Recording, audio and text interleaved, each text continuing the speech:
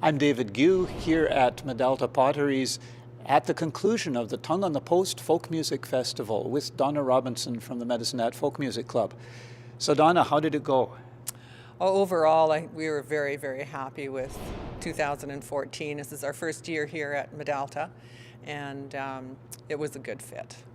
It was. The surroundings are fine, and the different spaces actually were good performance spaces, weren't they?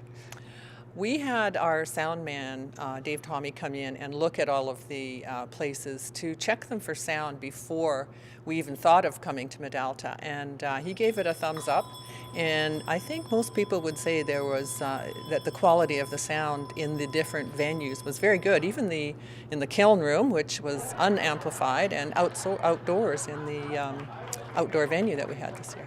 That's right. So for people who weren't here, we were doing some workshops in one of the beehive kilns, which holds about 40 or 50 people, with really quite astonishing sound. Don Hill led two throat singing workshops for us, and they were very well received. I think everybody that came out of there was just really impressed with throat singing, and he did some work with bells and different sounds. It was unique, I must say, and impressive. And then in the turning room, which is one of the main exhibit areas at Medalta, really an old industrial space that hasn't been modernized very much. That was a really unique experience too.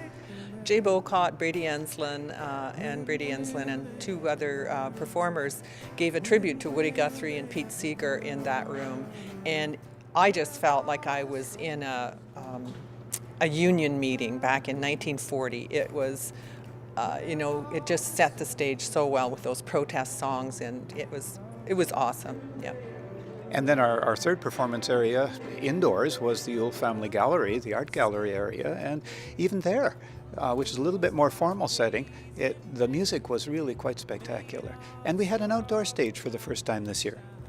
Yes, we decided to emulate some of the bigger winter folk festivals and try an outdoor stage this year. We were very lucky that the weather cooperated, and we were able to have a fire out there with bales to sit on, and some hardy performers who volunteered to play, and some hardy audience members who put on their coats and toques and went out and really enjoyed the outdoor stage. It was very, very unique and well attended. You mentioned some of the outstanding local performers. Are there any of the headliners who really impressed you? Well, we heard Dave Gunning at the Folk Alliance back in 2012 or 13. I think it was 2013.